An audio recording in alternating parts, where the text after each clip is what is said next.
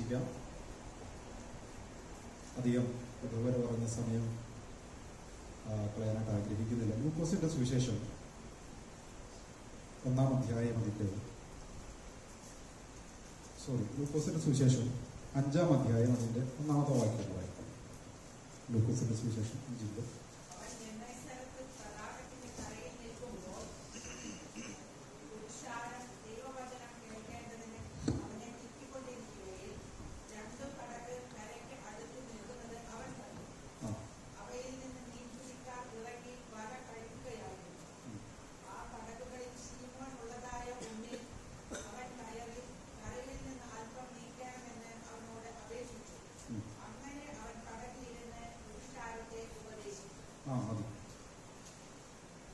ഒരു വാക്കിൽ നമുക്ക് പ്രാർത്ഥിക്കാം. ഞങ്ങളെ സ്നേഹിക്കുന്ന ഞങ്ങളുടെ സ്വർഗീയ നല്ല പിതാവേ, അനുഗ്രഹിക്കപ്പെട്ട ഈ വേദ വാക്കുകൾക്കായി നമ്മയോട് സ്തോത്രം ചെയ്യുന്നു.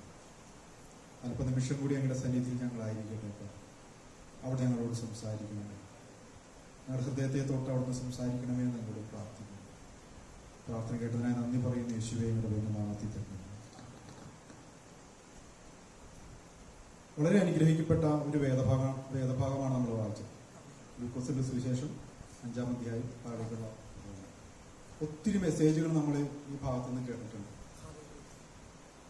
കോതമംഗലത്ത് ഒരു ചർച്ചിൽ ശുശ്രൂഷിക്കാനായിട്ട് അവിടുത്തെ ദാസൻ ക്ഷണിച്ചപ്പോൾ ഈ വചനം അല്ലെങ്കിൽ ഈ ഭാഗം ഞാൻ ശുശ്രൂഷിച്ചു. അപ്പോൾ വളരെ അനുഗ്രഹമായിരുന്നു. ഈ ശുശ്രൂഷ കഴിഞ്ഞപ്പോൾ ആ ദാസനോട് പറഞ്ഞു, ഈ മാസം തന്നെ 5-ാമത്തെ പ്രാവശ്യമാണ് ഈ മെസ്സേജ് കേൾക്കുന്നത്.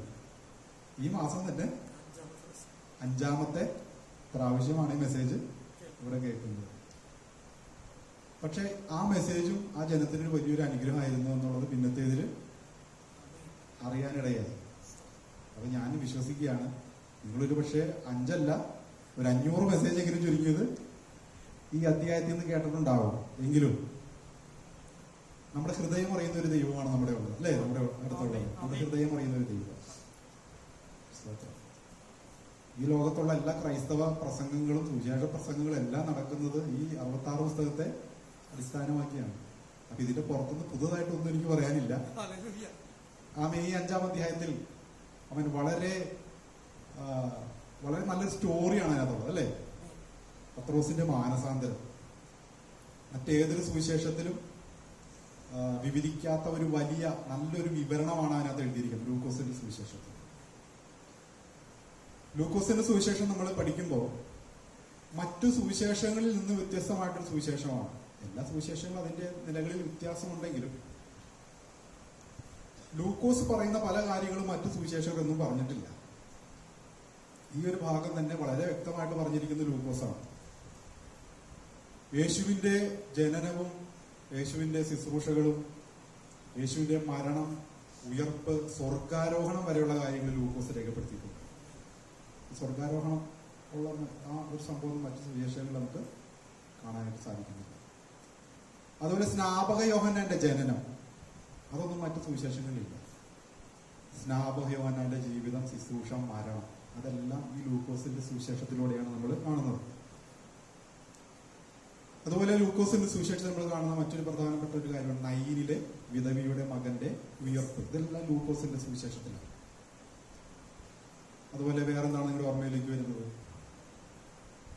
ധനവാന്റെയും ലാസറിന്റെയും ഒരു സ്റ്റോറി, അത് ഈ ലൂക്കോസിന്റെ സുവിശേഷത്തിലാണ്. സക്കായിയുടെ മാനസാന്തരം, അത് ലൂക്കോസിന്റെ സുവിശേഷത്തിലാണ്. അങ്ങനെ ഒത്തിരി സംഭവങ്ങളുണ്ട്. പിന്നെ ഒരു ധനവാൻ, അദ്ദേഹത്തിന്റെ ധാന്യം എല്ലാം വിളഞ്ഞ്, വയലൊക്കെ വിളഞ്ഞ് അദ്ദേഹത്തിനെ പോയി കണ്ടിട്ട് പറഞ്ഞു, ഇതെല്ലാം ഞാൻ കൊയ്തെന്റെ കളപ്പുരയിൽ ശേഖരിക്കും. അതെല്ലാം ഈ ലൂക്കോസിന്റെ സുവിശേഷത്തിലാണ് രേഖപ്പെടുത്തിയിരിക്കുന്നത്. ഈ ലൂക്കോസിന്റെ സുവിശേഷത്തിൽ രേഖപ്പെടുത്തിയിരിക്കുന്ന ഒട്ടനവധി സംഭവങ്ങളുണ്ട്. ഇതൊന്നും മറ്റു സുവിശേഷങ്ങളില്ല. എന്നാൽ ഈ ലൂക്കോസ് എന്ന് പറയുന്ന ആള് യേശുവിനെ നേരിട്ട് കാണുകയോ സംസാരിക്കുകയോ ഒന്നും ചെയ്തിട്ടില്ല. ആലോചിച്ച് നോക്കിയേ, മറ്റു സുവിശേഷകര് യേശുവുമായിട്ട് സംഗമിക്കുകയും യേശുവുമായിട്ട് ആശയവിനിമയം നടത്തുകയും യേശുവിൽ നിന്ന് ഡയറക്റ്റ് കേൾക്കുകയെല്ലാം ചെയ്യുന്ന ആളുകളാണ് മറ്റു സുവിശേഷങ്ങളൊക്കെ എഴുതിയിരിക്കുന്നത്. എന്നാൽ ലൂക്കോസിനെ സംബന്ധിച്ചിടത്തോളം യേശുവായിട്ട് ഡയറക്റ്റ് യാതൊരു ബന്ധവുമില്ല. പക്ഷെ ഇതെല്ലാം പരിശുദ്ധാത്മാവിൽ പുള്ളി എല്ലാം ഗ്രഹിച്ച് ആമേൻ അതെല്ലാം മനസ്സിലാക്കി ആമേൻ നമുക്ക് വേണ്ടി ഈ പുതിയ നിയമസഭയിൽ നമുക്ക് വേണ്ടി ദൈവം കർത്താവിന്റെ ആത്മാവ് നമുക്ക് വേണ്ടി നൽകി തന്നിരിക്കുന്ന ഒരു വളരെ അനുഗ്രഹിക്കപ്പെട്ട ഒരു എന്താണ് സുവിശേഷ ഭാഗമാണ് ലൂക്കോസിന്റെ സുവിശേഷം. ആ ലൂക്കോസിന്റെ സുവിശേഷത്തിന്റെ 5-ാമത്തെ അധ്യായമാണ് നമ്മൾ വായിച്ചത്. ഈ ലൂക്കോസിന്റെ പേരിന്റെ അർത്ഥം ആർക്കെങ്കിലും അറിയാവോ?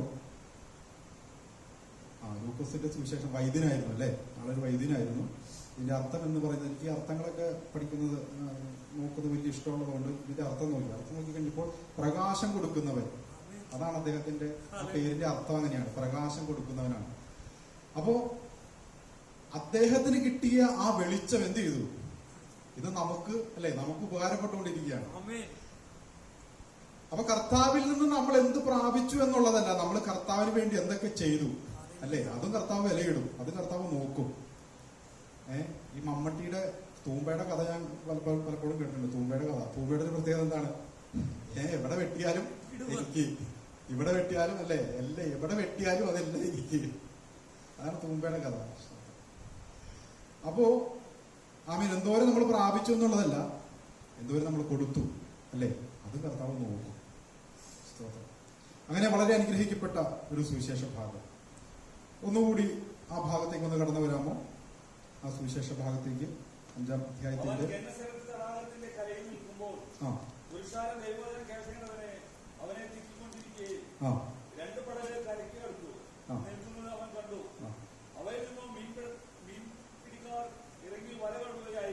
ഇവിടെ ആ സംഭവം, ആ ഒരു സന്ദർഭം തുടങ്ങുന്നത് എങ്ങനെയാണ്? അതായത് അവൻ എന്ന് പറയുന്ന യേശുവാണ്. യേശു ഗന്നസരത്ത് തടാകത്തിന്റെ കരയിൽ നിൽക്കുമ്പോൾ പുരുഷാരം ദൈവവചനം കേൾക്കേണ്ടതിന് അവനെ തിക്കിക്കൊണ്ടിരിക്കയിൽ അല്ലെ. അപ്പൊ യേശു ഈ ഗന്നസരത്ത് തടാകത്തിന്റെ കരയിൽ നിൽക്കുകയാണ്. അപ്പൊ യേശുവിനെ കുറിച്ചൊക്കെ ആളുകൾക്ക് മനസ്സിലായി തുടങ്ങും. ഈ യേശുവിന്റെ അടുത്ത് വന്നു കഴിഞ്ഞാൽ ഞങ്ങളുടെ ആവശ്യങ്ങൾ അല്ലെ, അന്നത്തെ ആ ഒരു ജനവിഭാഗത്തിന് അടിച്ചമർത്തപ്പെട്ട ഒരു ജനവിഭാഗമാണ്, റോമൻ ഗവൺമെന്റിന്റെ അധീനതയിൽ കിടക്കുന്ന ഒരു ജനവിഭാഗമാണ്. വന്നിരിക്കുന്ന നസറത്തുകാരനായ യേശു, നസറായനായ യേശുവാണ് അവരുടെ മുമ്പിൽ വന്നിരിക്കുന്നത്. ദൈവപുത്രനാണെന്നുള്ള വെളിപ്പാടോ നമുക്ക് ലഭിച്ചിട്ടില്ല. ഈ യേശുവിന്റെ അടുത്ത് പോയി കഴിഞ്ഞാൽ ഞങ്ങൾക്ക് എന്തെങ്കിലുമൊക്കെ കിട്ടും, ഞങ്ങളുടെ പ്രശ്നങ്ങൾക്ക് ഒരു പരിഹാരം കിട്ടും, അതല്ലെങ്കിൽ മിനിമം ഒരു ആശ്വാസവാക്കെങ്കിലും ഞങ്ങൾക്ക് ലഭിക്കും.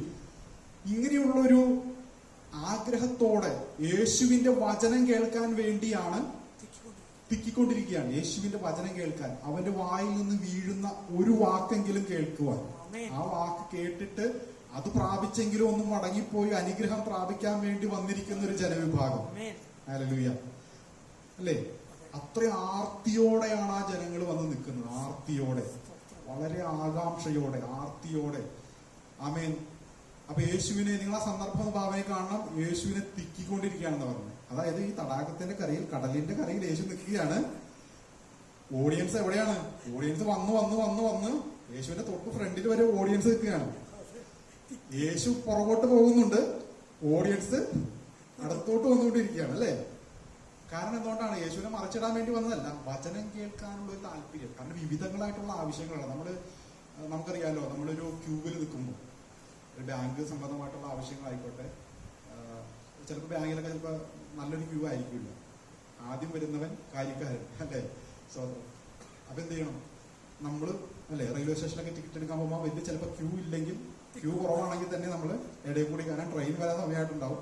അപ്പൊ ആദ്യം തന്നെ നമ്മുടെ കാര്യം ഒന്ന് നടത്തി കിട്ടണം, എന്നിട്ട് നമുക്ക് എങ്ങനെയെങ്കിലും ഇവിടുന്ന് പോകണം, എസ്കേപ്പ് ആവണം. ഇതാണ് നമ്മുടെ ഇന്നും കുറെ ആളുകളുടെയൊക്കെ മനോഭാവം തന്നെയാണ്. എങ്ങനെയെങ്കിലും യേശുവിന്റെ അടുത്തേക്ക് ഒന്ന് ചെല്ലണം, ആ കാര്യം ഒന്ന് സാധിക്കണം, പിന്നെ ഇവരൊന്നും കാണില്ല, എസ്കേപ്പ് ആവണം. പ്രിയപ്പെട്ടവരെ, കർത്താവ് ആഗ്രഹിക്കുന്നത് എന്താണെന്നറിയാമോ? നമ്മളിങ്ങനെ എസ്കേപ്പായി പോകുന്ന ആൾക്കാരല്ല, കർത്താവിന്റെ കൂടെ തന്നെ നിൽക്കണം. അപ്പോ ഇവിടെ എങ്ങനെയാണ് നമ്മൾ വായിച്ചത്? ഈ തടാകത്തിന്റെ കരയിൽ നിൽക്കുമ്പോൾ പുരുഷാരം ദൈവവചനം കേൾക്കേണ്ടതിന് അവന് തിക്കിക്കൊണ്ടിരുന്നപ്പോൾ യേശു എന്ത് ചെയ്തു? യേശു നോക്കിയപ്പോൾ 2 പടകൾ അവിടെ കിടക്കുന്നുണ്ട്. 2 പടകും കാലിയാണ് അല്ലെ. സ്തോത്രം. അതിൽ അല്ലെ ശീമോന്റെ പടക് അല്ലെ, ശീമോന്റെ പടക്. അവിടെ ഒരുപാട് പടകുകൾ വേറെയും കിടപ്പുണ്ട്. പക്ഷെ ശീമോന്റെ പടയിൽ എന്ത് ചെയ്തു? യേശു അനുവാദത്തോടെ കയറി. ആമേൻ. കുറച്ച് സമയം യേശുവിന് വേണ്ടി സ്പെൻഡ് ചെയ്തു അല്ലെ. ആ ഒരു പടക്, ആ ഒരു പുൾപിറ്റാക്കി മാറ്റി ആ പടകിന്. എന്നിട്ട് അതിന്റെ അകത്ത് നിന്ന് യേശു പ്രസംഗിക്കുകയാണ്. ആ പ്രസംഗിക്കുന്ന ഒരു ഭാഗമാണ് നമ്മളിവിടെ കാണുന്നത്. തുടർന്നുള്ള ശീമോന്റെ മാനസാന്തരം.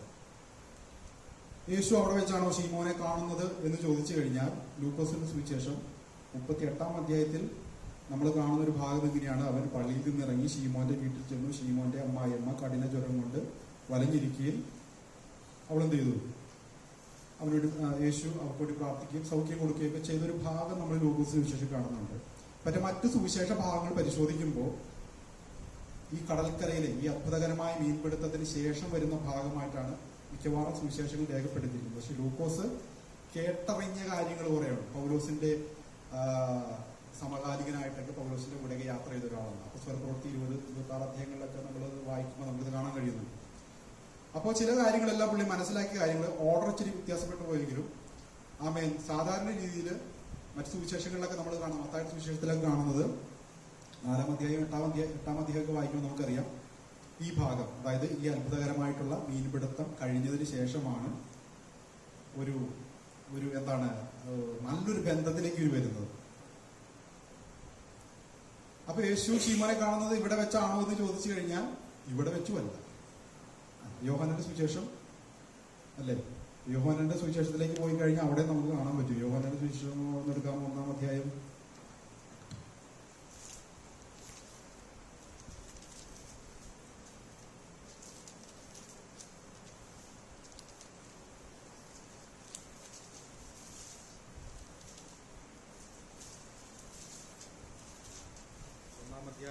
ഒന്നാം അധ്യായം അതിന്റെ 40 മുതലുള്ള വാക്യങ്ങൾ താഴേക്ക് വായിക്കുമ്പോൾ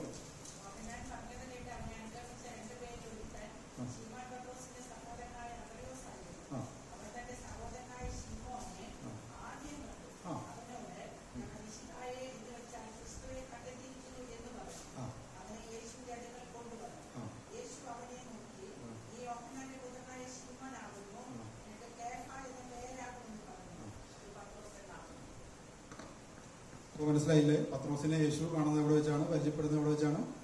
അന്ത്രയോസാണ് പുള്ളിനെ കൊണ്ടുവന്നത്, യേശുവിന്റെ അടുത്ത് കൊണ്ടുവന്നു. അല്ലെ, ചിലരൊക്കെ പ്രേരണ അങ്ങനെ വരാറുണ്ട്. ഇങ്ങനെ വരും, വന്നിട്ട് ഒരു മിന്നായം പോലെ വന്നിങ്ങനെ നിൽക്കും. പിന്നെ അവരെ ഒരു 1-2 മാസത്തേക്കോ 1-2 കൊല്ലത്തേക്കോ ചിലപ്പോൾ അവരെ കാണില്ല. പിന്നെ ഏതെങ്കിലും ഒരു സന്ദർഭത്തിൽ ദൈവം അവരെ എങ്ങനെയെങ്കിലൊക്കെ ചൂണ്ടിയിട്ട് പിടിക്കും. പിന്നെ അവർ വരും, അന്ന് അവർ സാക്ഷ്യം പറയും, ഞാൻ ഇത്ര വർഷം മുമ്പ്, ഇത്ര മാസം മുമ്പ്, ഇത്ര ആഴ്ച മുമ്പ് ഇവിടെ വന്നിട്ടുണ്ടായിരുന്നു, ഇങ്ങനെ വചനം കേട്ടു. പക്ഷെ എന്ത് ചെയ്തു? നമ്മൾ നേരത്തെ പറഞ്ഞ പോലെ സ്കിപ്പായി പോയി, പിടി കൊടുക്കാതെ രക്ഷപ്പെട്ടു പോയി. പക്ഷെ കർത്താവ് അവനെ കണ്ടതുകൊണ്ട്, കർത്താവിന് അവന് ആവശ്യമുള്ളതുകൊണ്ട് കർത്താവ് എന്ത് ചെയ്തു? വിട്ടില്ല.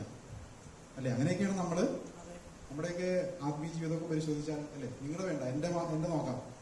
ഞാനിങ്ങനെയായിരുന്നു. എന്റെ മാതാപിതാക്കളൊക്കെ രക്ഷയുടെ രൂപത്തിലേക്ക് വന്നപ്പോൾ ഞാനിങ്ങനെ പതുക്കെ എങ്ങനെയെങ്കിലും ഇവർക്ക് പിടികൊടുക്കരുത്, ഇവർക്ക് പിടികൊടുക്കാതെ എങ്ങനെയെങ്കിലൊക്കെ ഒഴിഞ്ഞു മാറി. അപ്പൊ അയലോക്കത്തുള്ള ആളുകളൊക്കെ പറയും, എന്റെ ജോമോനെ നീ അവരുടെ കൂടെ പോകരുത് കേട്ടോ, നിന്റെ ജീവിതം പോകും, എന്റെ ജീവിതം പോകും. അതുകൊണ്ട് നീ എന്ത് ചെയ്യാൻ പാടില്ല, അവരുടെ കൂടെ പോകാൻ പാടില്ല. അപ്പൊ ഇവരുടെ നിഴല് വരുമ്പോ തന്നെ, ദൂരെന്ന് കാണുമ്പോ തന്നെ അടുക്കള വഴി ഇറങ്ങി ഓടിക്കളഞ്ഞു. കാരണം പിടികൊടുക്കാൻ പാടില്ലല്ലോ.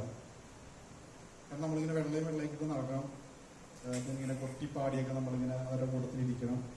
അപ്പത്തെ ഞാൻ തന്നെ ഇങ്ങനെ ആലോചിച്ച് നോക്കി, എന്ത് ബോറൽ ലൈഫാണ് അല്ലേ. പക്ഷെ ഇതിന്റെ അകത്ത് വന്നപ്പോഴാണ് ഇതിന്റെ ആ ഒരു മാധുര്യം നമുക്ക് മനസ്സിലാക്കാൻ പറ്റുന്നത് അല്ലേ. ഈ പഞ്ചസാര എന്ന് പറയുന്ന ഒരു വസ്തു, ഇതിനെക്കുറിച്ച് നമുക്ക് എന്തോരം പ്രസംഗങ്ങൾ വേണമെങ്കിലും നടത്താം അല്ലേ. പക്ഷെ അത് രുചിച്ചറിഞ്ഞു കഴിഞ്ഞാൽ, രുചിച്ചാലാണ് നമുക്ക് അതിന്റെ മാധുര്യം അറിയാൻ പറ്റുള്ളൂ.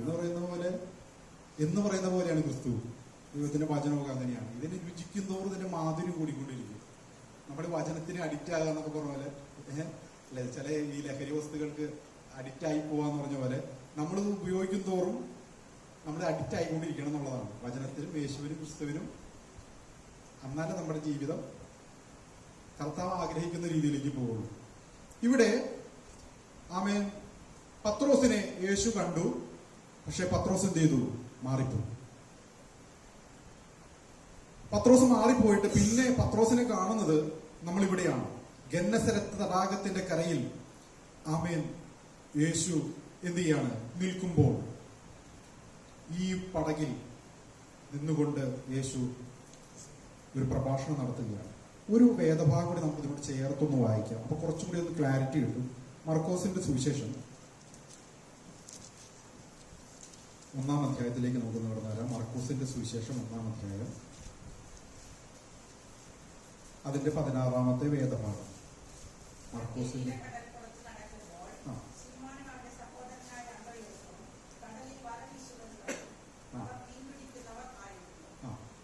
ഇവിടെ നമ്മൾ കാണുന്നത് എങ്ങനെയാണ്?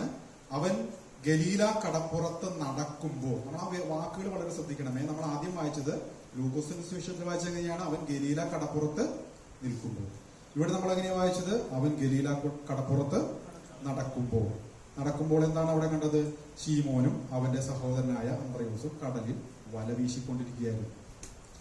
എന്നാൽ നമ്മൾ മറ്റേ ഭാഗത്ത് എങ്ങനെയാണ് കണ്ടത്? ലൂക്കോസിന്റെ സുവിശേഷത്തിൽ എങ്ങനെയാണ് കണ്ടത്? അവർ യേശു കടപ്പുറത്ത് നിൽക്കുമ്പോൾ അവര് വല കഴുകുകയാണ്. ഇവിടെ നമ്മൾ എങ്ങനെയാണ് കണ്ടത്? യേശു നടക്കുമ്പോൾ അവര് വല വീശിക്കൊണ്ടിരിക്കുകയാണ്, അല്ലെ? ഈ വീശലൊക്കെ കഴിഞ്ഞിട്ടാണ് അതിന്റെ 35-ാമത്തെ വാക്യത്തിലേക്കും, മർക്കോസിന്റെ സുവിശേഷം 1-ാം അധ്യായത്തിന്റെ 35 മുതലുള്ള വാക്യങ്ങളൊക്കെ വായിക്കുമ്പോഴാണ് ഈ ശീമോന്റെ വീട്ടിലും പത്രോസ് യേശു ചെന്നതും അവിടെ കിടന്നുറങ്ങിയതും പിറ്റേ ദിവസം യേശു പ്രാർത്ഥനയ്ക്ക് വേണ്ടി പോയ ആ ഭാഗങ്ങളൊക്കെ വരുന്നത് അതിനുശേഷമാണ്. അതായത് ശീമോനായിട്ടൊരു നല്ലൊരു ബന്ധത്തിലേക്ക് എത്തിയതിനു ശേഷമാണ് ശീമോന്റെ വീട്ടിലൊക്കെ കർത്താവ് പോകുന്നത്. അതിന്റെ താഴേക്കുള്ള ഭാഗങ്ങളൊക്കെ വായിക്കുമ്പോൾ നമുക്കറിയാം. എന്നാൽ ലൂക്കോസ് സുവിശേഷത്തില് നമ്മൾ നേരത്തെ കണ്ടതുപോലെ അത് ഒരു ഡിസോർഡർ ആയിട്ടാണ് കിടക്കുന്നത് ആ ഭാഗം. അപ്പൊ നമ്മളിങ്ങനെ വായിച്ചു, അവൻ ഗലീല കടപ്പുറത്ത് നടക്കുമ്പോൾ. നിങ്ങളൊന്ന് കണ്ടേ, യേശു എപ്പോഴായിരിക്കും ആ ഗലീല കടപ്പുറത്ത് നടന്നിട്ടുണ്ടാകുക? വല വീശിക്കൊണ്ടിരിക്കുന്ന സമയം. നമ്മളെങ്ങനെയാണ് വായിച്ചത്? അവർ രാത്രി മുഴുവൻ അധ്വാനിച്ചു, അല്ലെ? ഇവർ രണ്ടുപേരും കൂടി, അന്ത്രയോസും പത്രോസും പിന്നെ അവരുടെ സഹപ്രവർത്തകരും ബാക്കി ചെറുവള്ളങ്ങളിലെല്ലാം രാത്രി കടന്ന് അധ്വാനിക്കുകയാണ്. ഞാൻ കടലുമായിട്ട് കുറച്ച് അടുത്ത് കിടക്കുന്ന ഒരാളായതുകൊണ്ട് വലിയ അടുപ്പില്ല എങ്കിലും എൻ്റെ അമ്മയുടെ വീടൊക്കെ ഞാറൊക്കെയാണ്. എൻ്റെ അമ്മയുടെ അനിയന്മാരും ചേട്ടന്മാരൊക്കെ മുക്കുവ പാരമ്പര്യമുള്ള ആളുകളൊക്കെയാണ്. എൻ്റെ അമ്മയുടെ ഒരു ആങ്ങളെ ഉണ്ടായിരുന്നു. പുള്ളിക്ക് ഞാൻ നേരത്തെ മമ്മട്ടിയുടെ കഥ പറഞ്ഞ പോലെ അങ്ങനെയുള്ളൊരു ആഗ്രഹമുള്ള ആളായിരുന്നു. ഒരു ഒറ്റയ്ക്കൊക്കെ കടലിൽ പോകും, ഒറ്റയ്ക്ക് ഒരു വഞ്ചിക്കകത്ത് ഒറ്റയ്ക്കൊക്കെ കടലിൽ പോയി മീൻ പിടിക്കുന്ന ആളായിരുന്നു. അപ്പോൾ വലിയ കൊമ്പൻ സ്രാവിനൊക്കെ കിട്ടിക്കഴിഞ്ഞാൽ പുള്ളിക്ക് അത് വിറ്റ് കഴിഞ്ഞാൽ ആ പൈസ മുഴുവനും പുള്ളിക്ക്. ആർക്കും ഷെയർ കൊടുക്കണ്ട, അല്ലെ? ഡയറക്റ്റ് കച്ചവടം. നേരെ കടലിൽ പോവുക, ഇടനിലക്കാരനില്ല. നല്ലൊരു ഒരു മാർക്കറ്റ് പുള്ളി തന്നെ കണ്ടുപിടിക്കും. ചിലപ്പോൾ വീടായിരിക്കും, ചിലപ്പോൾ മറ്റു കടകളായിരിക്കും. ഒരു 10,000, 2,000, 3,000 അല്ലെങ്കിൽ 1,000, 500 ഇതൊക്കെ ഡയറക്റ്റ് കച്ചവടം. ഡീസൽ അടിക്കണ്ട, അല്ലെ? വഞ്ചിക്ക് ഡീസൽ അടിക്കണോ? വേണ്ട. ആകെ ഒരു കോഴിയുടെ കുടലോ ഇറച്ചിയുടെ കഷ്ണമോ അതൊക്കെ മതി ഒരു കൊമ്പൻ സ്രാവിന് പിടിച്ചുകൊണ്ട് പോകാം. അങ്ങനെ പല ആവർത്തി പുള്ളി പോയി, പല ആവർത്തി പുള്ളി കടലിൽ പെട്ടു, അപകടം ഉണ്ടായി, പിന്നെ നിർത്തി, സ്റ്റോപ്പ് ചെയ്തു. അപ്പോ രാത്രി മുഴുവനുമുള്ള അധ്വാനം, രാത്രി മുഴുവൻ അധ്വാനിക്കുകയാണ്. നിങ്ങൾ വല വീശുന്നവരെ കണ്ടിട്ടില്ലേ? പലപ്പോഴും നിങ്ങളൊക്കെ വീശിയിട്ടുണ്ടാവും ചിലരൊക്കെ. വലയൊക്കെ ഇങ്ങനെ തോളത്തേക്ക് ഇട്ടിട്ട്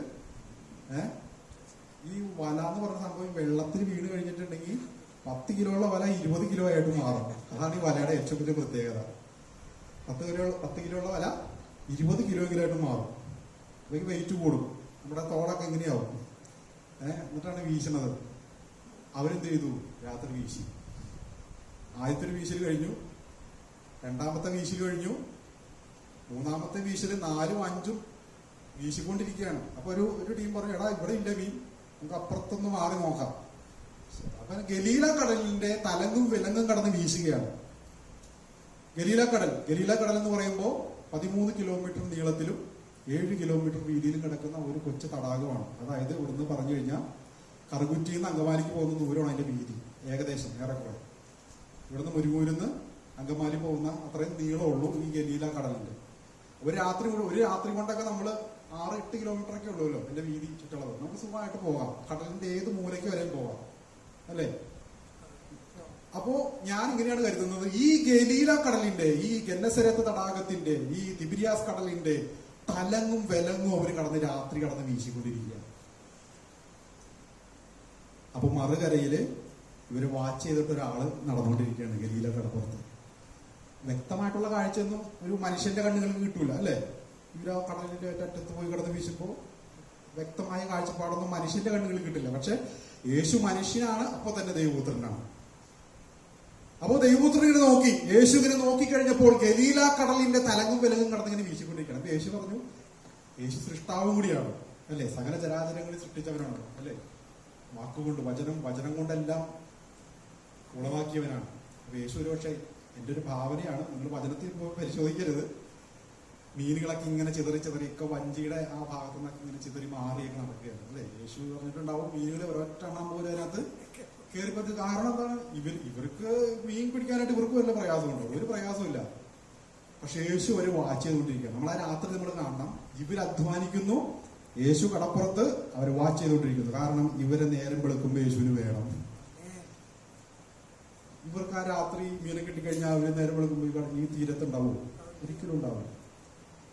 അവർ കിട്ടിയത് കൊണ്ട് പ്രത്യേകിച്ച് മുഖവന്മാര് 2 എണ്ണം അടിച്ച് ഓഫായി ഏതെങ്കിലും തെങ്ങിന്റെ ചോട്ടിലോ അവിടെ തെങ്ങുണ്ടോന്ന് അറിഞ്ഞൂടാ, വല്ല പനയുടെ ചോട്ടിലൊക്കെ. അതാണ് അവരുടെ സ്ഥിതി അല്ലേ. മുക്കുവന്മാരാണ്, ഏറ്റവും താഴ്ന്ന ജനവിഭാഗമാണ് അവർ. അപ്പൊ യേശുവിന് അവരെ ആവശ്യമുണ്ട്. നമ്മുടെ ജീവിതത്തിലൊക്കെ ചില നന്മകളൊക്കെ ലഭിക്കാത്ത എന്താണെന്നറിയാമോ? നമ്മളെ കുറിച്ച് ദൈവത്തിന് ചില പദ്ധതിയൊക്കെ ഉണ്ട്. നമ്മളൊക്കെ എന്താണ്, അതൊക്കെ കിട്ടിക്കഴിഞ്ഞ ഒരു പക്ഷെ നമ്മളെ ഇവിടെ പായലും അതിലും നമ്മളെ കിട്ടൂല അല്ലേ. അപ്പൊ യേശുവിന് നമ്മളെ കുറിച്ചൊരു പദ്ധതിയുണ്ട്, നമ്മളെ കുറിച്ചൊരു വ്യക്തമായൊരു പ്ലാനുണ്ട്. കർത്താവിന് ഒരു പദ്ധതി ഉണ്ട്. എന്താണെന്നറിയാമോ? പത്രോസേ, നിന്റെ കയ്യിലാണ് ഈ സഭയെ ഏൽപ്പിക്കാൻ പോണേ അല്ലേ. കർത്താവ് ഇങ്ങനെ പത്രോസിനൊരു മുക്കുവനായിട്ടല്ല കാണുന്നത്. സഭയുടെ നേതാവ് ഇതേപോലെ കടലിൽ കടന്ന് അങ്ങോട്ടും ഇങ്ങോട്ടും പോയിക്കൊണ്ടിരിക്കുക. ഈ പുള്ളിക്കാരൻ ഈ മീനെ കിട്ടിക്കഴിഞ്ഞാൽ പിന്നെ കിട്ടൂല, പുള്ളിനെ രാവിലെ കിട്ടൂല. ഇടയ്ക്ക് ഒരു ദിവസം വന്ന സ്കിപ്പായി പോയ ആളാണത്. അന്ത്രയോസം കൊണ്ടുവന്നാണ് പുള്ളിനെ അല്ലേ. പക്ഷെ പുള്ളി പിടികൊടുക്കാതെ രക്ഷപ്പെട്ടു. മഷിഹായൊക്കെ കണ്ടു കിട്ടി എന്ന് പറഞ്ഞ് മഷിഹായുടെ അടുത്ത് കൊണ്ടുപോകും, അടുത്തുവരെ കൊണ്ടുവന്നു. എന്നിട്ടും പുള്ളി ഇവിടെ നിന്ന് ഓടി രക്ഷപ്പെട്ടു. അപ്പൊ യേശു മനസ്സിലായി, ഏടാ ഇവന് ഇങ്ങനെ വിട്ടാൻ പറ്റില്ല, ഇവനെ അല്ലേ, ഇവനെ പിടിക്കണം. അങ്ങനെ അദ്ദേഹത്തെ എന്ത് ചെയ്തു? പിടിച്ചു, നല്ലൊരു പിടി പിടിച്ചു. എങ്ങനെ പിടിച്ചെന്ന് അറിയാമോ? എങ്ങനെ പിടിച്ചേ? മീനെ പിടിക്കുന്ന രീതിയിൽ തന്നെ പിടിച്ചേ. മീനെ പിടിക്കുന്ന രീതി എന്ന് പറഞ്ഞാൽ ചെറിയ ഇരയിട്ട് വലിയ മീനെ പിടിക്കൂല എന്ന് പറഞ്ഞ പോലെ പുള്ളിക്ക് കുറെ മീനെ അങ്ങോട്ട് കൊടുത്തു അല്ലേ. ഒപ്പം തന്നെ വണ്ടറായി പോയി.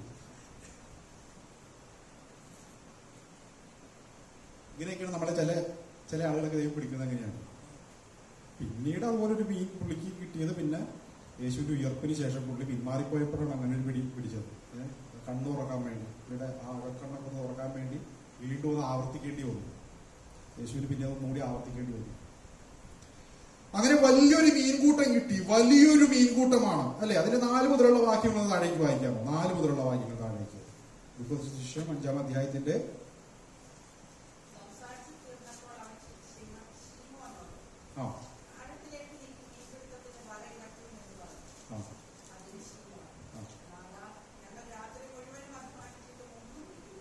ഇവിടെ ശീമോന്റെ ആ ഒരു എന്താണ് ഒരു ഹൃദയത്തിന്റെ ആ ഒരു തുറന്ന ഹൃദയത്തിന്റെ ഓരോ വാക്കുകളാണത്. നാഥ, രാത്രി മുഴുവനും ഞങ്ങൾ അധ്വാനിച്ചു. നിങ്ങളൊന്ന് ആലോചിക്കുക പ്രിയപ്പെട്ടവർ. ഒരു മുക്കുവന്റെ കഥ ഒരു പക്ഷേ നിങ്ങൾക്ക് എല്ലാവർക്കും ചിലപ്പോൾ മനസ്സിലാവണമെന്നില്ല.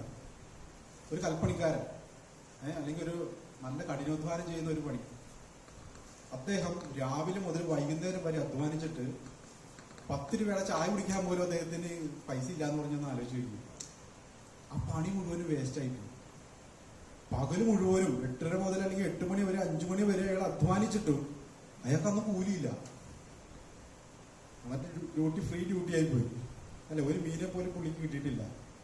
അപ്പൊ അങ്ങനെ മീനെ കിട്ടാത്ത അല്ലെങ്കിൽ ഒരു കുഞ്ഞു മീനെ പോലും കിട്ടാത്ത പത്രോസിന്റെ ആ പടകിൽ നിന്നുകൊണ്ടാണ് യേശു പ്രസംഗിക്കുന്നത്. അതായത് അവന്റെ ശൂന്യതയുടെ നടുവിൽ നിന്നുകൊണ്ടാണ് യേശു പ്രസംഗിക്കുന്നത്. അവന്റെ ഇല്ലായ്മയുടെ നടുവിൽ നിന്നുകൊണ്ടാണ് യേശു പ്രസംഗിക്കുന്നത്. ഹല്ലേലൂയ. അവന്റെ ഒന്നുമില്ലാത്തൊരു അനുഭവം അവന്റെ ജീവിതത്തിലുണ്ട്. അവൻ ഇത് കിട്ടിയിട്ട് വേണം അവന്റെ പല കാര്യങ്ങളും നടത്താൻ. അവൻ ആ ഒന്നുമില്ലാത്ത അനുഭവത്തിന്റെ നടുക്ക് ഇറങ്ങി നിന്നിട്ടാണ് യേശു അവൻ ഈ ജനത്തോട് മുഴുവൻ പ്രസംഗിക്കുന്നത്. യേശുവിന്റെ ജീവിതം പരിശോധിച്ചാൽ അതുപോലെ തന്നെയാണ് കേട്ടോ. നസറത്തുകാരനായ യേശു, നസറത്തുകാരൻ. നഥനയിലൊക്കെ ചോദിക്കുന്നുണ്ട്, നസറത്തിൽ നിന്ന് വല്ലതും വരുമോ, വല്ല നന്മയും വരുമോ? കാരണം അതുപോലെ അടിച്ചമർത്തപ്പെട്ട യെരുശലേമിലെ അല്ലെങ്കിൽ യഹൂദിയിലേക്ക് ഇസ്രായേൽ നാട്ടിൽ അടിച്ചമർത്തപ്പെട്ട ജനവിഭാഗങ്ങൾ താമസിക്കുന്ന ഒരു സ്ഥലത്താണ് യേശു ജനിച്ചു വളർത്തപ്പെട്ടത്. നസറത്തില് യാതൊരു നന്മയ്ക്കും പ്രതീക്ഷയില്ലാത്തൊരു സ്ഥലം. അതിനെങ്കിലും ഈ നാട്ടിൽ നിന്ന് വല്ല നന്മയും കിട്ടുമോ? കാരണം പിടിച്ചുപറിക്കാര്, നമ്മുടെ ഭാഷ പറഞ്ഞ പോക്കറ്റടിക്കാര്, താൻ തോന്നിയായിട്ട് ജീവിക്കുന്ന ആളുകള്, റോമൻ പട്ടാളത്തിന്റെ പട്ടാളങ്ങൾ തമ്പടിച്ചു കൊണ്ടിരുന്ന അല്ലെങ്കിൽ അവർ താമസിച്ചു കൊണ്ടിരുന്ന ഒരു സ്ഥലം. അങ്ങനെ വളരെ എന്താണ് പരിതാപകരമായിട്ടുള്ള ഒരു സ്ഥലമായിരുന്നു ഏത്? നസറത്ത്. ഈ നസറത്തിൽ നിന്നാണ് യോസഫ് ഈ സെൻസസിന്റെ ആ ഒരു കാലത്ത് ഈ പൂർണ്ണ ഗർഭിണിയായി മറിയനെയും കൊണ്ട് എങ്ങോട്ട് പോയത്? ബെത്ലഹേമിലേക്ക് പോയത്. നിങ്ങളൊന്ന് ആലോചിക്ക് പ്രിയപ്പെട്ടവരെ, ദൈവപുത്രൻ ജനിക്കാൻ പോവുകയാണ്. ഭൂമിയിലേക്ക് ദൈവപുത്രൻ ജനിക്കാൻ പോവുകയാണ്. അപ്പോ ശരിക്കും പറഞ്ഞിട്ടുണ്ടെങ്കിൽ ആ ഫാമിലി അല്ലെങ്കിൽ ആ കുടുംബം എത്രത്തോളം സന്തോഷത്തോടെ മുമ്പോട്ട് പോകണം. എല്ലാ രീതിയിലും സന്തോഷത്തോടെ പോകണ്ടേ? ദൈവപുത്രനല്ലേ ജനിക്കാൻ പോകുന്നത്. പക്ഷെ ആ ഫാമിലി ഏറ്റവും ഞെരുങ്ങിയാണ് പോകുന്നത്. ഈ പൂർണ്ണമായ ഗർഭിണി, കല്യാണത്തിന്റെ ദിവസങ്ങളൊക്കെ തന്നെ അറിയാലോ, എൻഗേജ്മെന്റ് കഴിഞ്ഞപ്പോ തന്നെ പ്രശ്നങ്ങൾ പറഞ്ഞു കഴിഞ്ഞാൽ ഉപേക്ഷിക്കത്തക്ക നിലയിലുള്ള സാഹചര്യങ്ങളൊക്കെ വന്നു. എങ്കിലും യോസെഫ് നല്ലൊരു മനുഷ്യനായതുകൊണ്ട് ദൈവത്തിന്റെ വാക്കുകൾ അനുസരിച്ചു എന്നുള്ളതാണ്.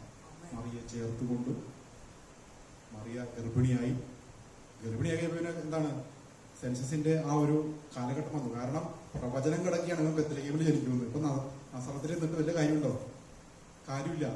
അപ്പൊ എന്താണ് യേശുവിനെ അല്ലെ യോസഫിനെ മറിയതിനെ എവിടെ കൊണ്ടുപോകണം? ബെത്ലഹേമിലേക്ക് കൊണ്ടുപോകണം. അവർക്ക് ഓട്ടോ കാശ് കൊടുത്തില്ല, ഓട്ടോ ഡ്രൈവറെ ഏർപ്പാട് ചെയ്തില്ല, ഒന്നും ചെയ്തിട്ടില്ല. ഇവര് പോകണം. ഇവര് പോണെങ്കിൽ എന്ത് ചെയ്യണം? നാട്ടിലെ നിയമങ്ങൾക്കൊക്കെ ഒരു ഭേദഗതി വരുത്തി. സെൻസസ്, നിങ്ങൾ എന്താണ് നിങ്ങളുടെ ചാർച്ചക്കാരുടെ അല്ലെങ്കിൽ നിങ്ങൾ ജനിച്ചു വളർന്ന നാട്ടിലേക്ക് നിങ്ങൾ എന്ത് ചെയ്യണം? പോണം. അതിനുള്ള ഒരു കാര്യങ്ങളും സ്വർഗം ചെയ്തു കൊടുത്തില്ല. കഷ്ടപ്പെട്ടു. ഏകദേശം 100 കിലോമീറ്ററോളം എന്ത് ചെയ്തു? യാത്ര ചെയ്ത് അവിടെ എത്തി കഴിഞ്ഞപ്പോൾ അതിലും വലിയ കഷ്ടം. കംപ്ലീറ്റ് ആളുകൾ ആ സെൻസസിന് വേണ്ടി പല സ്ഥലങ്ങളിൽ നിന്നും വന്നിരിക്കുകയാണ്. അവരുടെ ചാർച്ചക്കാരുണ്ട്. യോസഫിന്റെ ഒക്കെ ഫാമിലിയൊക്കെ, അച്ഛന്റെ ആൾക്കാരൊക്കെ താമസിക്കുന്ന, അപ്പന്റെ ആൾക്കാരൊക്കെ താമസിക്കുന്ന സ്ഥലമാണ്. ഒരു വീട് പോലും തുറന്നു കൊടുത്തില്ല. നിങ്ങൾ ആലോചിക്കുക, നമ്മുടെയൊക്കെ അപ്പന്റെ ആൾക്കാരോ ചേട്ടന്റെ ആൾക്കാരോ പെങ്ങളൊക്കെ വന്നു കഴിഞ്ഞാൽ നമ്മള് ഒരു പായ് വിളിക്കാനെങ്കിലും നമ്മൾ സ്ഥലം കൊടുക്കില്ല. അത് കൊടുത്തില്ല. അപ്പൊ പുള്ളി വിചാരിച്ചു വന്ന വഴിയമ്പലത്തില് പോയി അല്ലേ ഒരു ലോഡ്ജിലോ അല്ലെങ്കിൽ ഒരു മറ ഒന്ന് കിടക്കാൻ അതിനുപോലും ഒരു സാഹചര്യം ഉണ്ടായില്ല. ദൈവപുത്രൻ ജനിക്കാനിരിക്കുന്ന ഒരു വീടിന്റെ അവസ്ഥയാണോ? ഈ കഷ്ടതയിലൂടെയെല്ലാം ആ കുടുംബത്തെ ദൈവം നടത്തിക്കൊണ്ടുപോകുന്നു. ഈ കഷ്ടതയിലൂടെ എല്ലാം നടത്തിക്കൊണ്ടുവരുമ്പോൾ നമ്മളൊരു കാര്യം മനസ്സിലാക്കണം. ഈ കുഞ്ഞു കുടുംബം തകർന്നു പോകാതിരുന്നതും ദൈവത്തിന്റെ വലിയൊരു കൃപയാണ്. നമ്മളൊക്കെ തകർന്നു പോകാത്തതേ ദൈവത്തിന്റെ വലിയ കൃപയാണ്. അപ്പോ ദൈവപുത്രന്റെ വളർത്തു മാതാപിതാക്കൾക്ക് പോലും ദൈവം അത്രയും കഷ്ടത്തിലൂടെ നടത്തിയെങ്കിൽ നമ്മളും ഈ കുഞ്ഞു കഷ്ടത്തിലൂടെയൊക്കെ പോകുമ്പോഴും നമ്മൾ ആ കർത്താവിനെ മുറുകെ പിടിച്ച് വേണം നമ്മൾ പോകാൻ, അല്ലേ? അവരെക്കാളൊന്നും വലിയവരല്ല നമ്മൾ, അല്ലേ? സ്തോത്രം. അപ്പോ ഈ നസറത്തിൽ നിന്ന് വലിയ നന്മ ഉണ്ടാകുമോ? ഒരു നന്മയും കിട്ടാൻ പോണില്ല. സ്തോത്രം. പിന്നെ യോസഫിന് ആഗ്രഹം ഉണ്ടായിരുന്നു. നമ്മളെ ഈ ചരിത്രം കൂടി പഠിക്കുമ്പോൾ എന്താണ് ഈ ബെത്ലഹേമിൽ തന്നെ ഒന്ന് സ്ഥിരമായിട്ട് താമസിച്ചാൽ കൊള്ളാമെന്നൊരു താല്പര്യം പുള്ളിക്കുണ്ടായിരുന്നു. അപ്പോഴാണ് ഹെരോദാവിന്റെ വേറൊരു കൽപ്പന വരുന്നത്. സ്വപ്നത്തിൽ യോസഫിന് അരുളപ്പാടും കൊടുത്തു, ഇവിടെ നിൽക്കുന്ന അത്ര ശരിയല്ല. കാരണം പുള്ളിക്ക് ഈ യേശു ജനിച്ചതിന് ശേഷം പിന്നെ ഈ ബെത്ലഹേമിൽ സെറ്റിൽ ആവായിരുന്നു. അവിടെ തന്നെയാണ് കുറെ നാൾ താമസിച്ചുകൊണ്ടിരുന്നത്. കാരണം നസറത്തിലേക്ക് പോയി കഴിഞ്ഞാൽ അല്ലെ നമ്മുടെ മക്കൾ ആരെങ്കിലും ഈ അടിച്ചമർത്തപ്പെട്ട പോക്കറ്റ് അടിക്കാരായ ആളുകളുടെ 4 സെന്റ് കോളനി പോയി നമ്മുടെ കുഞ്ഞുങ്ങളെ കൊണ്ടുപോയി താമസിപ്പിക്കുകയോ?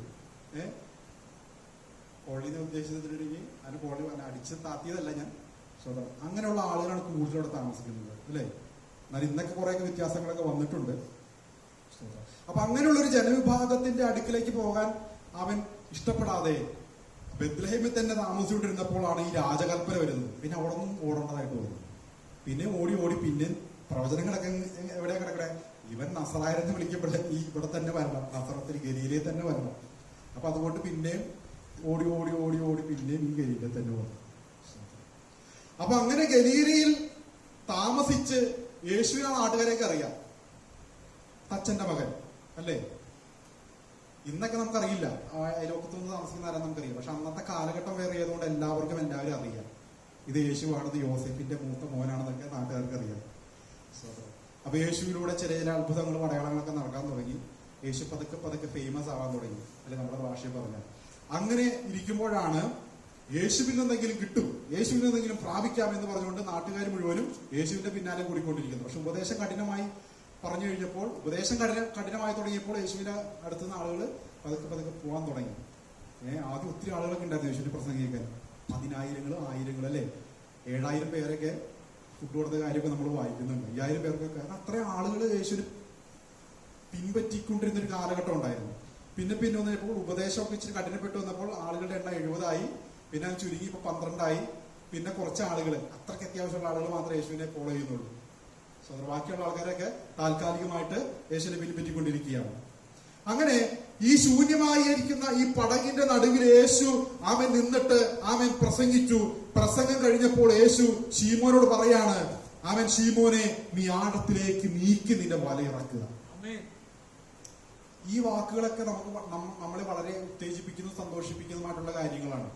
യേശുവിന്റെ അടുത്ത് ചെന്നു, യേശു വലറിയാൻ പറഞ്ഞു, ഞാൻ വലറിഞ്ഞു, എനിക്ക് കുറെ മീൻ കിട്ടി. ഈ മീൻ കിട്ടിയതൊക്കെ നമുക്ക് ഭയങ്കര സന്തോഷമാണ്, അല്ലേ? ഞാൻ വിശ്വാസത്തിലേക്ക് വന്നു, പാസ്റ്റർ എനിക്ക് വേണ്ടി പ്രാർത്ഥിച്ചു, പിറ്റേ ദിവസം എന്റെ ജീവിതത്തിൽ അത്ഭുതങ്ങൾ നടക്കാൻ തുടങ്ങി. 2 ലക്ഷം രൂപ കിട്ടാനുണ്ടായിരുന്നു, അയാൾ പറ്റിച്ച് നടക്കുകയാണ്, പക്ഷെ ആ പൈസ എനിക്ക് കിട്ടി. നമ്മുടെ സാക്ഷ്യവും എന്ന് പറയും, വേണമെങ്കിൽ ഒരു ലഡ്ഡു മേടിച്ചു കൊടുക്കും, വേണമെങ്കിൽ ഒരു ബിരിയാണി മേടിച്ചു കൊടുക്കും, അല്ലേ? കാരണം എന്താണ്? നമ്മുടെ സന്തോഷമാണ്. പക്ഷെ ഇവിടെ പത്രോസിന്റെ ജീവിതത്തിൽ എന്താണ് സംഭവിച്ചതെന്ന് അറിയാമോ? അതൊന്ന് താഴേക്ക് വായിച്ചേ, താഴേക്ക് അതിന്റെ 8 മുതലുള്ളൊന്ന് വായിച്ചേ. 8 മുതൽ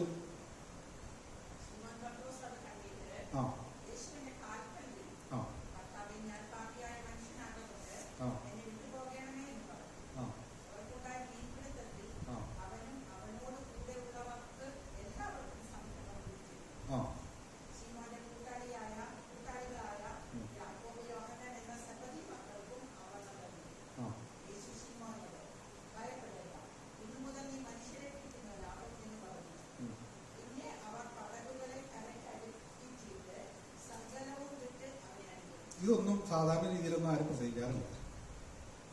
ഇത്രയൊക്കെ വരെയൊക്കെ പ്രസംഗിക്കാറുള്ളൂ. യേശു മീനെ കൊടുത്തു, അവരെ മീനും കൊണ്ട് ഈ കണ്ണുകളൊക്കെ പ്രാർത്ഥിക്കാം, അവിടെ കൊണ്ട് നിർത്തും, അല്ലേ? പക്ഷെ ഇതിന്റെ താഴേക്ക് വായിക്കുമ്പോഴാണ് നമ്മളതിന്റെ കുറച്ചുകൂടി അതിന്റെ ആഴങ്ങളൊന്നും മനസ്സിലാക്കുന്നത്. എന്താണ് ഞാൻ നേരത്തെ പറഞ്ഞ പോലെ, ചെറിയ ഇരയിട്ട് വലിയ മീനെ പിടിച്ചു. അതിന്റെ കുറെ സംഭവങ്ങളുണ്ടോ? സമയം നമ്മുടെ പോയതുകൊണ്ട് ഞാൻ ആ സംഭവങ്ങളിലേക്ക് പോകുന്നില്ല. ആ ലാസ്റ്റ് പോയിന്റിലേക്ക് വരാം. സകലവും വിട്ട് അനുഗമിച്ചു. 2 വഞ്ചി മീനോടെ കിടപ്പുണ്ട്, വല കിടപ്പുണ്ട്, വള്ളം കിടപ്പുണ്ട്, കുറെ കൂട്ടുകാരുണ്ട്, ഇത് കാണാൻ വന്ന കുറെ ആൾക്കാരുണ്ട്. ആ തീരത്ത് കുറെ ആളുകളുണ്ട്, അത്ഭുതത്തോടെ ഇങ്ങനെ നോക്കിക്കൊണ്ടിരിക്കുകയാണ്. പ്രസംഗം കേട്ട കുറെ ആളുകളൊക്കെ ഉണ്ട് അവിടെ. കറിക്കുള്ള മീൻ പോലും പുള്ളി എടുത്തില്ലെന്നുള്ളതാണ് ഞാൻ മനസ്സിലാക്കുന്നത്. ഒരു 1/2 കിലോ ചാള അല്ലെങ്കിൽ അയില, കിളിമീൻ, ഇതൊന്നും ഒരു 1/2 കിലോ 1/4 കിലോ പോലും പുള്ളി എടുത്തില്ല. സകലവും, അല്ലെ? നമ്മൾ അങ്ങനെ വേണം മനസ്സിലാക്കാൻ. സകലവും വിട്ട് യേശുവിനെ അനുഗമിച്ചു. പ്രിയപ്പെട്ടവർ, നമ്മൾ യേശുവിന്റെ സന്നിധിയിലേക്ക് വന്നപ്പോൾ, അല്ലെങ്കിൽ യേശു നമ്മളെ ആകർഷിച്ചിട്ടാണ് നമ്മൾ യേശുവിന്റെ സന്നിധിയിലേക്ക് വരുന്നത്. യേശുവിന്റെ സന്നിധിയിലേക്ക് വന്നിട്ട് കുറെ നന്മ അല്ലെങ്കിൽ കുറെ അനുഗ്രഹം, കുറെ അഭിവൃദ്ധിയൊക്കെ വരുമ്പോ ഇതും കെട്ടിപ്പിടിച്ചുകൂടി ഇരിക്കാം എന്ന് പറഞ്ഞുകൊണ്ട് ഇരുന്നിട്ട് കാര്യമില്ല. പത്രോസ് മനസ്സിലാക്കി എന്താണെന്നറിയാമോ? അവൻ ഇത് ഇന്ന് തീർന്നു പോകും, ഈ ചാള നാളെ ചെയ്യും, ഇതെല്ലാം ഇന്നത്തെ കൊണ്ട് അവസാനിക്കും, ഇന്ന് ഇതെല്ലാം വിറ്റ് കിട്ടിയ കാശ് നാളത്തെയും കൊണ്ട് തീരും, വേണമെങ്കിൽ ഒരാഴ്ച കൂട്ടിക്കോ, തീരും. സ്തോത്രം. എന്നാൽ ഇതുപോലെ അത്ഭുതങ്ങളെ ചെയ്യുവാൻ, എന്റെ ജീവിതത്തിൽ ഇനിയും അത്ഭുതങ്ങളെ ചെയ്യുവാൻ, എന്റെ ജീവിതത്തിൽ ഇനിയും അത്ഭുതങ്ങളെ പ്രവർത്തിക്കുവാൻ ശക്തനായ ഒരു ദൈവം എന്റെ കൂടെ ഉണ്ടെങ്കിലോ, ഹല്ലേലൂയ, അതല്ലേ ഏറ്റവും നല്ലത്. പ്രിയപ്പെട്ടവരെ, ആ ദൈവം തന്നെയാണ് ഇന്നും നമ്മുടെ കൂടെ ഉള്ളത്. ഇതുപോലെ അത്ഭുതങ്ങൾ പ്രവർത്തിക്കുന്ന ഒരു ദൈവമാണ്. എന്നും വിചാരിച്ച് നമ്മൾ രാവിലെ മുതൽ വൈകുന്നേരം വരെ അത്ഭുതങ്ങൾ കാണണം എന്ന് പറഞ്ഞുകൊണ്ടിരുന്നു കഴിഞ്ഞാൽ ആ ഇരിപ്പേ ഉണ്ടാവുള്ളൂ. നമ്മുടെ ആവശ്യങ്ങളല്ല, നമ്മുടെ അത്യാവശ്യങ്ങളിൽ അത്ഭുതങ്ങളെ ചെയ്യുന്നവരാണ് നമ്മുടെ ദൈവം. ആവശ്യങ്ങൾ കുറെ ഉണ്ട്, അല്ലേ? ഇപ്പൊ എന്നോടൊക്കെ ചോദിച്ചു കഴിഞ്ഞാൽ ഞാൻ എന്തെല്ലാം ആവശ്യങ്ങൾ പറയുന്നറിയാവോ? അല്ലെ? നമ്മളോടൊക്കെ ചോദിച്ചു കഴിഞ്ഞാൽ നമ്മൾ പറയും ഒരുപാട് ആവശ്യങ്ങൾ നമുക്കുണ്ട്. ഈ ലോകത്തേക്കാൾ വലിയ ആവശ്യങ്ങളൊക്കെ നമുക്കുണ്ട്. ഒരാവശ്യമില്ലാത്തവര് ചോദിച്ചു കഴിഞ്ഞാൽ പറയും, അന്നെനിക്ക് ശുക്രനിൽ പോകണം, ചന്ദ്രനിൽ പോകണമെന്നൊക്കെ പറയും. 2 സെന്റ് സ്ഥലം കൊടുക്കാറുണ്ട്, അവിടെയും പോയി വീട് വയ്ക്കണമെന്ന് പറയും. ഒരാവശ്യമില്ല, എന്നാലും പറയും. പക്ഷെ നമ്മുടെ അത്യാവശ്യങ്ങളുണ്ട് കുറെ, അല്ലെ? നമ്മുടെ ജീവിതത്തിന്റെ കുറെ അത്യാവശ്യങ്ങളുണ്ട്. ആ അത്യാവശ്യങ്ങൾ ഇറങ്ങി വരുമ്പോഴാണ് നമുക്ക് ദൈവത്തെ കൂടുതൽ കാണാൻ പറ്റുന്നത്. ഈ ദാവീദിന്റെ ഒക്കെ അനുഭവങ്ങളുടെ സങ്കീർത്തനങ്ങളിലൊക്കെ വായിക്കാൻ നമുക്കറിയാം. 34 സങ്കീർത്തനമൊക്കെ വായിക്കുമ്പോൾ അറിയാം, ദൈവത്തെ രുചിച്ചറിയാന്ന് പറയുന്നത്. രുചിച്ചറിയ അല്ലെ? ഇതെങ്ങനെ രുചിച്ചറിയ? പഞ്ചസാര പോലെയാണോ? ആ ഒരു കഷ്ടതയുടെ നടുവിലൂടെ കടന്നു പോകുമ്പോൾ ആ ദൈവത്തെയാണ് രുചിച്ചറിയുന്നത് അല്ലെ? യോസെഫിന്റെ മറിയുടെയൊക്കെ ആ ജീവിതത്തിന്റെ കഷ്ടതയുടെ ആ നുറുങ്ങുന്ന ജീവിത അനുഭവത്തിലൂടെ എല്ലാവരും കടന്നു പോയപ്പോൾ അവർ ദൈവത്തെയാണ് രുചിച്ചറിഞ്ഞത്. യേശുവിനെയൊക്കെ ദൈവാലയത്തിലേക്ക് കൊണ്ടുചെന്ന് കഴിഞ്ഞപ്പോ ആടിനെയോ കാളയോ ഒന്നും വഴിപാടായിട്ട് കൊടുക്കാനില്ല അവരിലൊന്നും. നിസാരം ആളുകൾ കൊടുക്കുന്ന കുറിപ്രാവിനെയൊക്കെയാണ് കൊടുത്തത്. അത്രയും ദാരിദ്ര്യാവസ്ഥയിൽ ജീവിക്കുന്ന ആളുകളാണ്. എന്നാൽ പിതാവായ ദൈവത്തിൽ പറഞ്ഞൂടെ, ലോകരക്ഷകനാണ് ഇവിടെ ഈ വീട്ടിൽ ജനിച്ചിരിക്കുന്നത്. അവരുടെ അടിമുടി ഒരു മാറ്റം വരുത്തായിരുന്നു. പക്ഷെ അതൊന്നും സ്വർഗത്തിൽ ദൈവം ചെയ്തില്ല. അവർക്ക് യേശുവിനെയാണ് കൊടുത്തത് അല്ലെ? യേശുവിനെയാണ്, അതായത് പ്രപഞ്ചത്തെ മുഴുവനും ഉണ്ടാക്കിയ യേശുവിനെയാണ് അവരുടെ വീട്ടിൽ ദൈവം കൊടുത്തത്. അല്ലെങ്കിൽ അവരുടെ ഉള്ളിൽ, അല്ലെങ്കിൽ അവരുടെ കുടുംബത്തിൽ യേശുവിനെയാണ് കൊടുത്തത്. ഈ വലിയ നിധിയാണ് നമ്മൾ തിരിച്ചറിയാതെ പോകുന്നത്. നമ്മുടെ വീട്ടിലുള്ള യേശുവിനെ, അല്ലെങ്കിൽ നമ്മുടെ ഹൃദയത്തിലുള്ള യേശുവിനെ തിരിച്ചറിയാതെ നമ്മൾ പലപ്പോഴും യേശുവിനെ തിരഞ്ഞു നടക്കുകയാണ് അല്ലെ? ഞാനും കുറെ നടന്നിട്ടുണ്ട് അങ്ങനെയൊക്കെ. ഒരു 18 വർഷം വരെ അസുഖത്തിന് അടിമയായിരുന്നു. ഇപ്പൊ കിട്ടുമെന്ന് പറഞ്ഞുകൊണ്ട് പല സ്ഥലങ്ങളിലൊക്കെ ഇങ്ങനെ നടക്കും. കാരണം ചിലതൊക്കെ ദൈവം പഠിപ്പിക്കാൻ വേണ്ടി, ദൈവം നമ്മളെ മോൾഡ് ചെയ്തെടുക്കാൻ വേണ്ടി അല്ലെ? നമ്മളൊന്ന് രൂപപ്പെട്ടു വരാൻ വേണ്ടി നമ്മളെ ചില മേഖലകളിലൂടെയൊക്കെ ദൈവം കടത്തിവിടും. കാരണം ദൈവത്തിന് നമ്മളെ കുറിച്ച് ചില പദ്ധതികളുണ്ട്. നമ്മൾ ഈ നിലയിൽ പോയി കഴിഞ്ഞാൽ ചിലപ്പോൾ നമ്മൾ ദൈവത്തിന് പ്രയോജനമുള്ള ഒരു സാഹചര്യത്തിലേക്ക് വരില്ല. ദൈവത്തിന് വേണമെങ്കിൽ പത്രോസിനെ നേരത്തെ പിടിക്കായിരുന്നു. പക്ഷേ ഈ ഒരു സാഹചര്യം അവന്റെ ജീവിതത്തിലുണ്ടായി. അങ്ങനെ ദൈവം അനുവദിച്ചു കൊടുത്തു. ആ അനുഭവത്തിലൂടെ എന്ത് ചെയ്തു? യേശുവിനെ കുറച്ച് വ്യക്തമായിട്ട് അറിയാൻ പറ്റി. അപ്പോസ്തല പ്രവൃത്തികളുടെ പുസ്തകത്തിലൊക്കെ വായിക്കുമ്പോൾ 3 പ്രസംഗങ്ങൾ, തുടക്കത്തിലുള്ള 3 പ്രസംഗങ്ങൾ ഈ പത്രോസിന്റെ പ്രസംഗങ്ങളാണ്. ആ പ്രസംഗം മുഴുവനും കോട്ട് ചെയ്തിരിക്കുന്നത് പഴയ നിയമ യോവേൽ പ്രവചന പുസ്തകവും പിന്നെ പുറപ്പാട് പുസ്തകം, ഉൽപ്പത്തി പുസ്തകത്തിന്റെ ചില ഭാഗങ്ങൾ, ഇതെല്ലാം കോട്ട് ചെയ്തിട്ട് ഒരു വിദ്യാഭ്യാസം ഇല്ലാത്ത ആളാന്ന് ഓർക്കണം കേട്ടോ. സ്കൂളിന്റെ പടി പോലും കാണാത്ത ആളുകളാണ്. എന്റെ ഭാഷ പറഞ്ഞാൽ പോയിട്ടുണ്ടോ എന്ന് പറഞ്ഞുകൂടാ. അപ്പോ അത്രയും നിലവാരം കുറഞ്ഞ ആള് അദ്ദേഹത്തിന്റെ ജീവിതത്തിലേക്ക് യേശു ഇടപെട്ടപ്പോൾ, പരിശുദ്ധാത്മാവിന്റെ സാന്നിധ്യം അവന്റെ ജീവിതത്തിലേക്ക് വന്നപ്പോൾ അവൻ വേറൊരാളായിട്ട് മാറി. ഹല്ലേലൂയ. ആമേൻ. ന്യായപ്രമാണ പുസ്തകത്തിലെ ചില ഭാഗങ്ങൾ എടുത്തുകൊണ്ട് ശാസ്ത്രിമാരും സാധൂക്യന്മാരും വലിയ പ്രമാണികളൊക്കെ ചുറ്റുമുള്ള ആ നാട്ടില് ദൈവശാസ്ത്രം പ്രസംഗിക്കാൻ തുടങ്ങി. ശാസ്ത്രീയമായി തന്നെ പ്രസംഗിക്കാൻ തുടങ്ങി. ന്യായപ്രമാണ പുസ്തകങ്ങളെ കോട്ട് ചെയ്ത് പ്രസംഗിക്കാൻ തുടങ്ങി. അതിനുള്ള ജ്ഞാനം അറിവൊക്കെ അവിടെ കിട്ടിയത്. സ്വർഗത്തിൽ ദൈവം കൊടുക്കുക. പഠിക്കുന്ന കുഞ്ഞുങ്ങളോട് ഞാൻ പറയട്ടെ, സകല ജ്ഞാനവും തരുവാൻ ദൈവം മതിയായവനാണ്. നമ്മുടെ വിദ്യാഭ്യാസ മേഖലകളെല്ലാം തുറക്കുവാൻ അല്ലേ, നമുക്ക് അറിവ് തരുവാൻ, നമ്മുടെ ബുദ്ധിമണ്ഡലങ്ങളെ തുറക്കാനൊക്കെ ദൈവം ശക്തനായ ഒരു ദൈവമാണ്. സർവജ്ഞാൻ, നമ്മൾ നേരത്തെ പാടി ആരാധിച്ച പോലെ സർവജ്ഞാനിയായ ഒരു ദൈവത്തെയാണ് നമ്മൾ ആരാധിക്കുന്നത്. പ്രിയപ്പെട്ടവരെ, നമുക്ക് തന്ന നന്മയിൽ നമ്മൾ ഇരിക്കാതെ ഈ നന്മ തരുന്ന യേശുവിന്റെ പുറകെ നമുക്ക് പോകണം. ഈ നന്മ, ദൈവം തന്ന കുറെ നന്മകളുണ്ട്. നമ്മൾ രാവിലെ പാട്ട് പാടി അർഹിക്കാത്ത നന്മകൾ, ഇതെല്ലാം ദൈവം നമ്മുടെ ജീവിതത്തിൽ അനുദിനം തന്നുകൊണ്ടിരിക്കും. എന്നാൽ ഈ നന്മ തരുന്ന യേശുവിനെ അനുഗമിക്കാൻ, നന്മയെ അനുഗമിക്കാനല്ല, നന്മ തരുന്ന യേശു, അല്ലെങ്കിൽ നമ്മളെ സഹായിക്കാൻ, നമ്മളെ കരുതുവാൻ, നമ്മളെ പിടിക്കുവാൻ, നമ്മുടെ ആവശ്യങ്ങളിൽ ഒന്നുമില്ലെങ്കിലും യേശുവുള്ളൊരു കുടുംബം അല്ലേ? യോസഫിന്റെ വീട്ടിൽ ആ യോസഫ് ഒരുപക്ഷെ വിചാരിച്ചിട്ടുണ്ടാവും ഒരു ആട്ടുകുഞ്ഞിനെങ്കിലും ആ ആലയത്തിലേക്ക് കൊണ്ടുപോകാനായിട്ട് താൻ കരുതി കാണും. പക്ഷെ പല പല ആവശ്യങ്ങൾ വന്നപ്പോൾ അതൊക്കെ ചെലവായി പോയിട്ടുണ്ടാകും. പിന്നെ നിസാരം 2 പാത്ര ആ കുഞ്ഞിനെയും കൊണ്ടൊക്കെയാണ് പോകുന്നത്. അപ്പൊ അത്രത്തോളം ആ ഒരു കുടുംബത്തിലും യേശു ഉണ്ടായിരുന്നതാണ്. ഈ പകൽ നമ്മൾ മനസ്സിലാക്കണം, നമ്മുടെ കുടുംബത്തിൽ ഒന്നുമില്ലെങ്കിലും നമ്മൾ വിശ്വസിക്കണം, എന്റെ കുടുംബത്തിൽ എന്റെ യേശുവുണ്ട്. ഈ പ്രപഞ്ചത്തെ മുഴുവനും നിർമ്മിച്ച, ഈ അഖിലാണ്ടത്തെ മുഴുവനും നിർമ്മിച്ച യേശു എന്റെ ഉള്ളിലുണ്ട്, യേശു എന്റെ വീട്ടിലുണ്ട്. ആ യേശുവിനോട് കൂടെ നിത്യത വാഴാൻ വേണ്ടിയാണ് യേശുവിനെ തെരഞ്ഞെടുത്തിരിക്കുന്നത്. പ്രിയപ്പെട്ടവരെ, യേശുവിന്റെ ആ ഒരു ഉദ്ദേശം അതാണ്. ഈ രക്ഷാകര പദ്ധതിയുടെ ആ ഒരു പൂർത്തീകരണം, അല്ലെങ്കിൽ അതിന്റെ ഉദ്ദേശം അതാണ്. യേശുവിനോട് കൂടെ നമ്മളെല്ലാം ചേർത്ത് പിടിക്കുക, ആ രാജ്യത്തേക്ക് നമ്മളെ കൊണ്ടുപോകുക, അല്ലെങ്കിൽ ആ നന്മയിലേക്ക്, ദൈവം ഒരുക്കിയിരിക്കുന്ന നാട്ടിലേക്ക് നമ്മളെ കൊണ്ടുപോകുക. അവിടെ യേശുവിനോട് ഒരുമിച്ചുള്ള ഒരു വാസം, അതാണ് യേശു നമുക്ക് വേണ്ടി പ്രദാനം ചെയ്തിരിക്കുന്ന ഏറ്റവും പരമപ്രധാനമായിട്ടുള്ള നന്മയും അനുഗ്രഹവും. നമ്മൾ പാട്ട് പാടുമ്പോൾ കുറെ അർഹിക്കാത്ത നന്മകളെന്നൊക്കെ പറഞ്ഞ് പാടിയാലും ഇതാണ് അതിന്റെ ഏറ്റവും വലിയ നന്മ. ചില ആളുകളൊക്കെ പറയും, അയ്യോ വണ്ടി ഇടിച്ച് ആ പ്രാർത്ഥനയ്ക്ക് പോകുന്ന പൈതൽ മരിച്ചു പോയില്ലോ, ഞങ്ങളുടെ ചർച്ചിലെ പൈതൽ അങ്ങനെ മരിച്ചു പോയി. വിശ്വാസത്തിലുള്ളൊരു പൈതലായിരുന്നു, വാഹനാപകടത്തിൽ കൊല്ലപ്പെട്ടു. ശരിക്കും ലോകം നോക്കുമ്പോൾ അത് വലിയ അനർത്ഥമാണ്. യേശുവിനെ അറിഞ്ഞിട്ട്, യേശുവിനെ സ്വീകരിച്ചിട്ട് ഒരു അപകടം വന്നാലും നമ്മൾ മരിച്ചു പോയാലും നമുക്കൊരു ഉറപ്പുണ്ട് നമ്മുടെ വൃത്തി കാണും. പക്ഷെ നമ്മൾ ഈ ലോകത്തുള്ളതെല്ലാം നമ്മെ അനുഭവിച്ചു, സുഖമായിട്ട് ജീവിച്ചു, കടലിൽ കിടന്ന് മരിച്ചു, നരകത്തിലോട്ട് പോയിട്ട് വല്ല കാര്യമുണ്ടോ? സ്തോത്രം. പ്രിയപ്പെട്ടവരെ, നമ്മുടെ ആയുസ് അത്രയും നമുക്ക് അറിയണം. നമ്മൾ ഓരോ ദിവസവും നമ്മൾ ജീവിക്കുമ്പോഴും യേശുവിനോട് കൂടെ ജീവിക്കുക, അവൻ പ്രത്യാശയോടെ ജീവിക്കുക, പ്രതീക്ഷയോടെ ജീവിക്കുക. കർത്താവ് നമ്മളെ സഹായിക്കട്ടെ. ഒരു വാക്കുകൂടി പ്രാർത്ഥിക്കും. ദൈവം ഞങ്ങളെ എത്രത്തോളം ദൈവം ഞങ്ങളെ സഹായിച്ചുവല്ലോ. അപ്പം അനുഗ്രഹിക്കപ്പെട്ട ഒരു ആലോചന ദൈവം ഞങ്ങൾക്ക് നൽകി തന്നത്. ഞങ്ങളുടെ പടക ശൂന്യമാകുമ്പോഴും അതിൻ്റെ നടുവിൽ നിൽക്കുന്നവനാണ് ഞങ്ങളുടെ ദൈവം. കർത്താവെ, അവിടുന്ന് നന്മ തന്നാലും ആ നന്മയുടെ പുറകെ പോകുവാനല്ല, ആ നന്മ തന്ന യേശുവിനെ പിൻഗമിക്കുവാൻ ഞങ്ങളെ പിന്നെയും സഹായിക്കണമേ. കർത്താവെ, അങ്ങയോട് ചേർന്ന് ജീവിക്കുവാൻ ഈ ആയുസ് കർത്താവെ തീരുന്നതുവരെയും അതിനുശേഷവും കർത്താവ് അങ്ങയോട് ചേർന്ന് തന്നെ ജീവിക്കുവാൻ അവിടെ ഞങ്ങളെ പിന്നെയും ഈ ലോകത്ത് ഒരുക്കിക്കൊണ്ടിരിക്കുന്ന അങ്ങനെ വലിയ കൃപയ്ക്കായി നന്ദിയോടെ സ്തോത്രം ചെയ്ത് പ്രാർത്ഥിക്കുന്നപ്പ. അവിടെ നിങ്ങൾ എത്രത്തോളം സഹായിച്ചുവല്ലോ. ഞങ്ങളുടെ വചനത്തിൽ നിന്ന് ആഴമായി ഇന്ന് പരിശുദ്ധാത്മാവ് ഞങ്ങളോട് സംസാരിച്ചുവല്ലോ.